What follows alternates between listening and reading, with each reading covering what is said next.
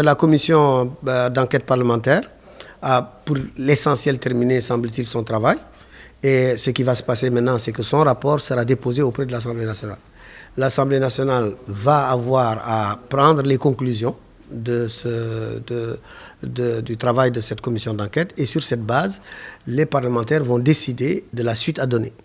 La suite à donner pour pour les dossiers qui ont été examinés par elle, par la commission. La suite à donner consistera donc à voir est-ce qu'il y a des infractions, quelle est la nature de ces infractions. Si il n'est pas retenu d'infraction, l'affaire est classée, les problèmes sont clarifiés et donc l'enquête est close. Si au contraire il se trouve qu'il y a eu des actes considérés comme crimes et délits, alors à ce moment-là, selon les personnes concernées, il va y avoir à faire un tri pour les juridictions compétentes parce qu'il faut savoir quel sera le droit qui sera applicable. Alors nous savons qu'en gros, pour faire simple, qu'il y a d'une part les chefs de l'État et d'autre part les ministres, puisque c'est eux qui constituent réellement ce qu'on appelle l'exécutif.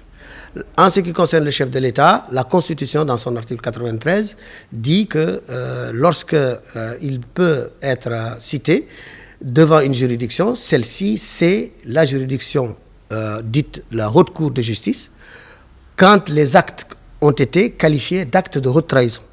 Donc, quand les actes qu'il a commis sont des actes de haute trahison, c'est la Haute Cour de justice.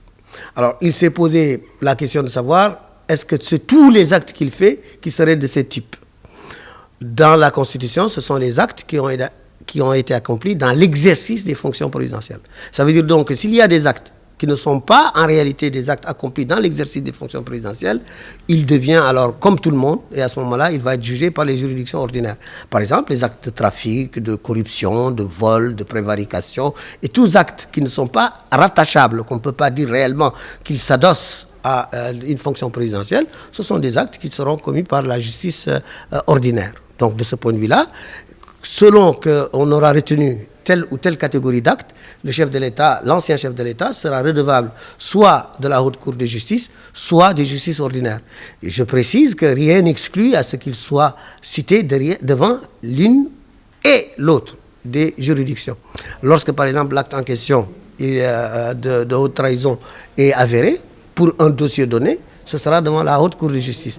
Lorsque d'autres actes commis par lui ne relèvent pas de ce type de qualification d'actes, c'est-à-dire ne sont pas considérés comme des actes de haute trahison, à ce moment-là, c'est la juridiction ordinaire. Donc, il n'y a pas d'incompatibilité ou de contradiction entre les deux types de citations devant les juridictions concernées. Pour les ministres, les choses sont plus simples.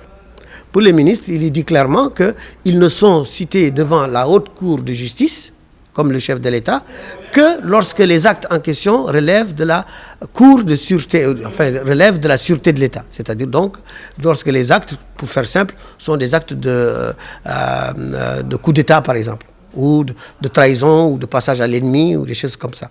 Lorsque donc c'est la sûreté intérieure ou extérieure de l'État qui sont en cause, et dans lesquelles eux, ils ont eu à être mêlés, à ce moment-là, ce sera devant la Haute Cour. Pour tous les actes, ils sont pénalement responsables. C'est-à-dire, donc, comme vous et moi, ils vont relever de la justice ordinaire pour crimes et délits, par exemple, en matière économique.